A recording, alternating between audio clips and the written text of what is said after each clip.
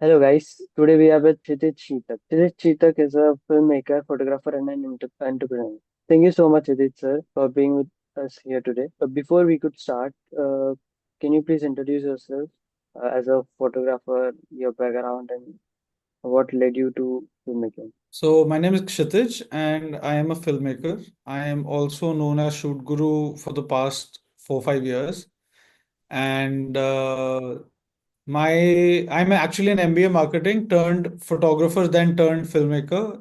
I've been in the industry since 2008, and I've seen the industry change and also develop my own skill in the process. So now I do everything but weddings. So we shoot corporate ads, short films, feature films, but we used to do weddings. We don't do weddings anymore. So that's and I run a production house based out of Gurgaon.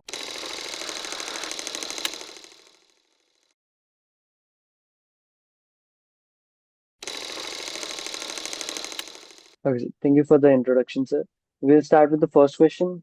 The first question is how do you decide between natural lighting and artificial lighting on set? See, so basically, lighting always depends on the scene and the mood, the script, how the writer actually wrote the script.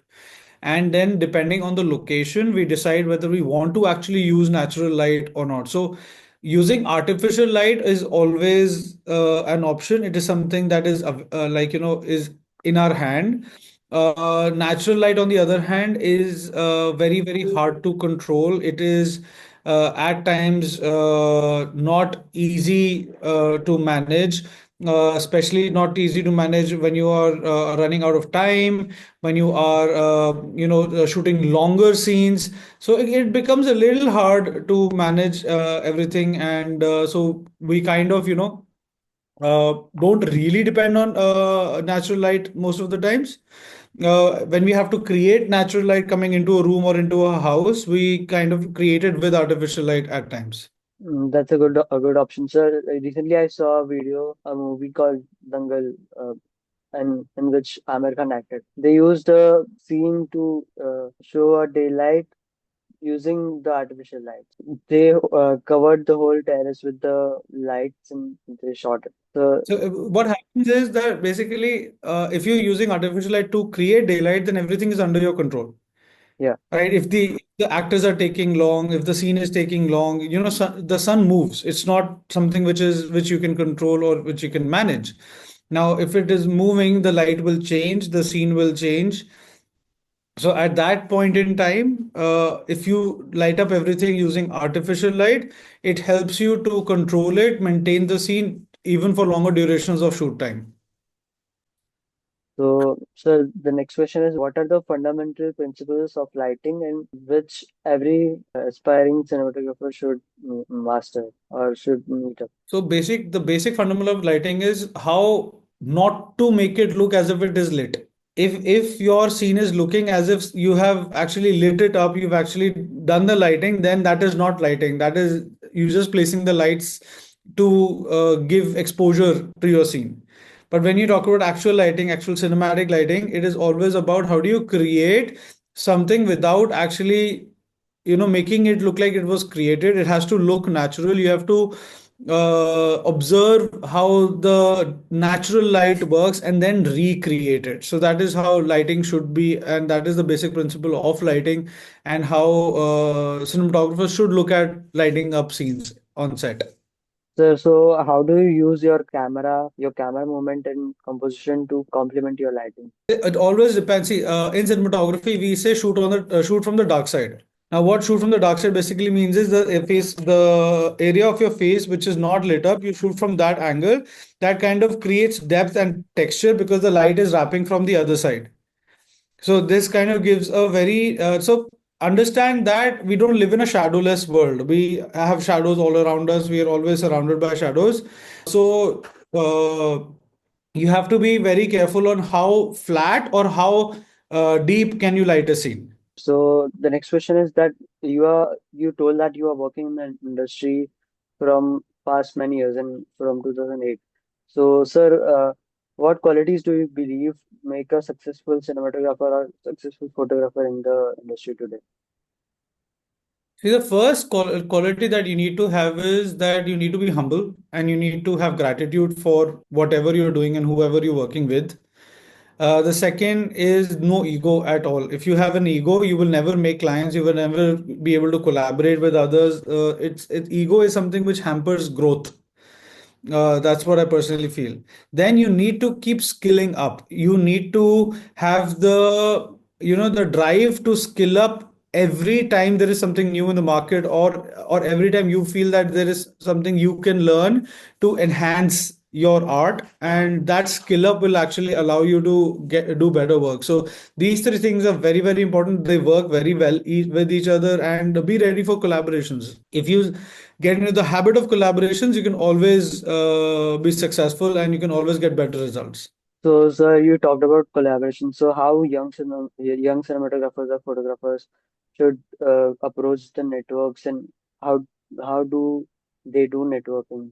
The basic thing about collaborations is first you have to build your own portfolio, right? When you have your own portfolio which showcases your skill, that is when you start approaching others outside, which will actually allow them to see what you do, what you are, and then when you approach them to do work together, if they understand your skills, if they feel that your skills are adding value to their production, they will always collaborate with you.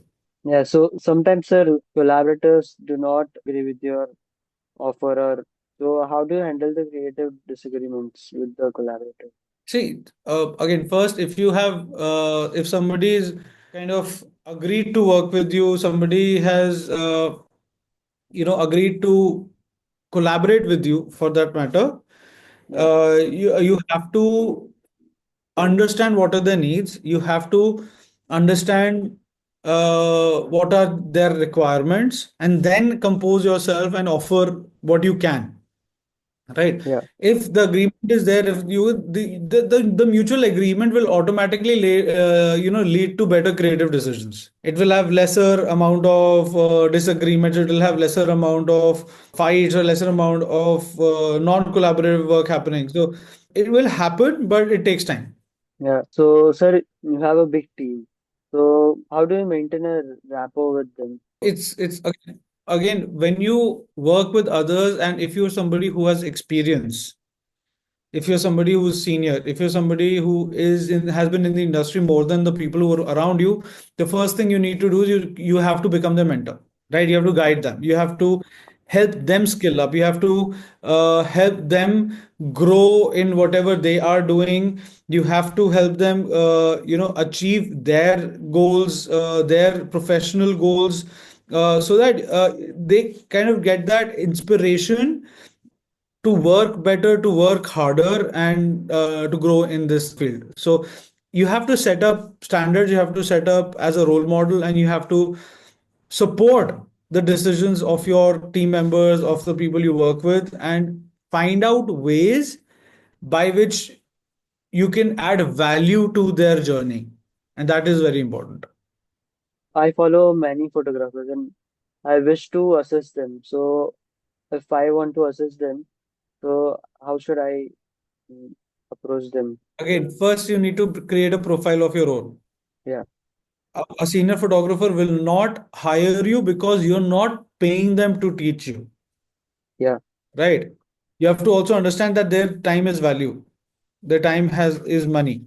So if you are able to generate value for them, and if you can add value to their system, that is only when they will agree to have you on board. So whenever you approach anybody, any photographer, first create your own portfolio, first create your own skill set. Uh, be it whatever, be it just writing, be it as basic camera and photography. Only then a senior photographer will feel that okay, if this person is joining me, he's adding value to me somehow and not taking away my time. And that is Yeah. very important. Sir, thank you for your time, and I really appreciate for doing this interview. No worries.